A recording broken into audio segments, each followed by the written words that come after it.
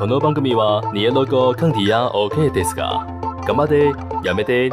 乌龙的？一集以上，那你们找我来，只是要念这个啊。大家好，我是星期天，今天我们来谈。Hello， 大家好，欢迎光临台湾吧。今天要跟大家聊聊台湾的内地。我们常听到很多朋友会内来内去的说他们去内地发展，也就是所谓的去中国出国深造。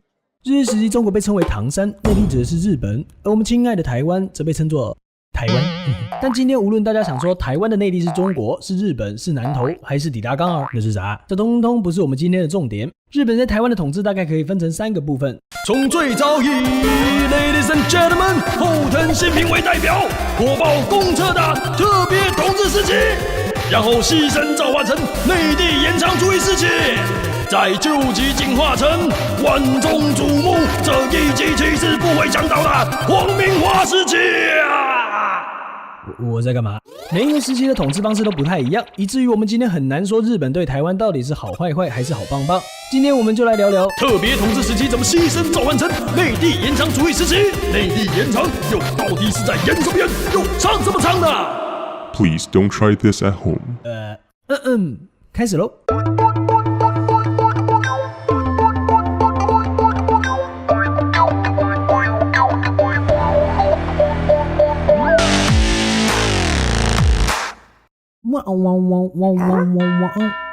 开始了吗？1895年，日本一直刚以马关条约接手台湾，却不晓得怎么治理台湾这个烫手番薯。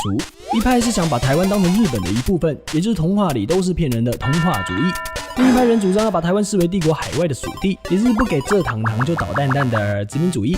双方叽里呱啦吵了半天，半推半就下，决定先实施所谓的特别统治。而后藤新平也以因地制宜的生物学原理，成了这个时期的模范生代表。在这近25年的特别统治时期里，虽然台湾渐渐走向脱亚入欧的现代化，但总督府大抵还是以殖民地的角度看待台湾。其中最讨人厌的就是当时台湾的特别法律第63号，也就是俗称的63法。63法是日本政府给予台湾总督的 VIP 立法大权，也就是总督府的任何命令可以直接就地变成法律。太神啦！呼风唤雨胜过3个诸葛亮晶晶的程度，使总督变成台湾的土皇帝。即使后来颁布31法取代63法，土皇帝也只是变成小皇帝而已。1919年第一次世界大战夯不啷当终于结束，整个世界都绕着美国总统威尔逊提出的民族自决团团转。所谓民族自决，就是提倡自己民族自己管，这对生活在殖民统治下的人民来说是打了好大一剂强心针。在殖民主义已经 old school， 民族自决又一副动不动就要独立的样子之下，对于日本这种帝国主义国家来说，当然还是童话主义比较卡哇伊呢。而当时的日本首相源敬先生也顺势将台湾的总督从武官换成了文官，改成比较温和的治理方式。随着田健治郎担任第一任文官总督，台湾覆盖一张内地延长主义，结束特别统治为何啊？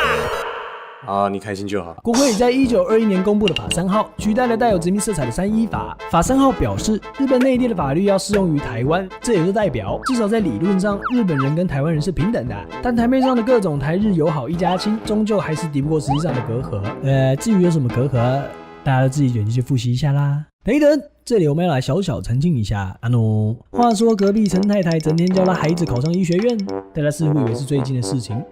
清领时期的社会地位是用公民来决定，例如考了个科举中了个秀才举人的，就可以看到街坊邻居投以仰慕的眼光，真的好大好漂亮。但到了日治时期，科举考试已经整个 old school。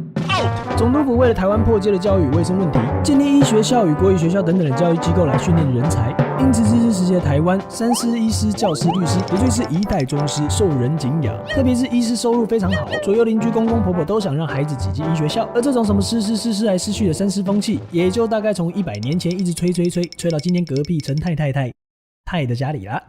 1922年，在内地延长主义下，总督府颁布了新台湾教育令，标榜要取消台日教育上的差别待遇。台湾人可以念中学校的越来越多，而台北帝国大学，也就是现在的台大，也就是当时出现的，但主要不是给台湾人念的。表面上台湾人以为可以和日本人接受相同的教育，实际上的名额却少到干了保障名额，也就是没有保障。与其在台湾 People Mountain People Sea 的讲学校，许多家境比较好的台湾人宁愿跑到日本留学啦。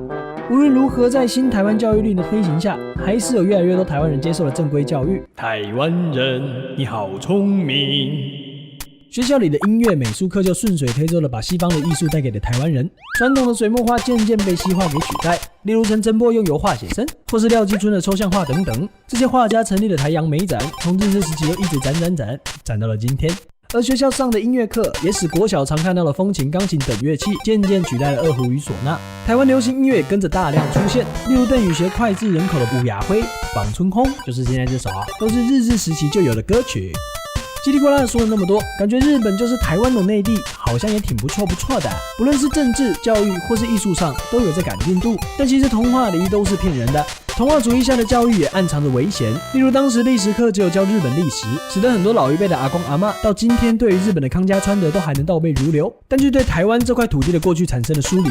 不过阿公阿嬷的状况其实也跟今日台湾中年一辈的人很像。后登新平，工藤新一，傻傻分不清楚。但对于夏商周、秦汉、魏晋南北朝，却可以如数家珍。乔治·欧威尔在《1984》这本书中写道：“谁控制过去，就控制未来；谁控制现在，就控制过去。”台湾的过去正由谁在控制呢？不正是你吗？荧幕前的观众哟。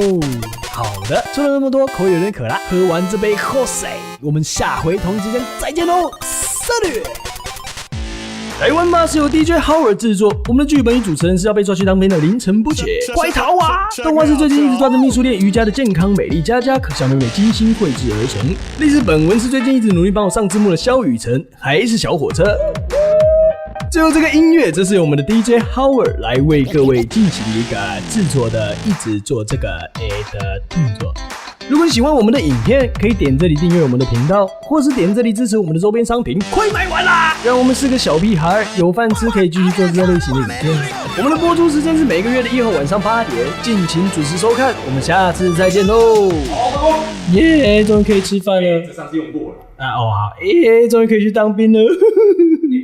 我告诉你，当兵要带什么？嘿，要带什么？记得要带痱子。好，记一下。个人药。那你可以带一颗水晶肥皂。先不要说这个，你听过订阅吗？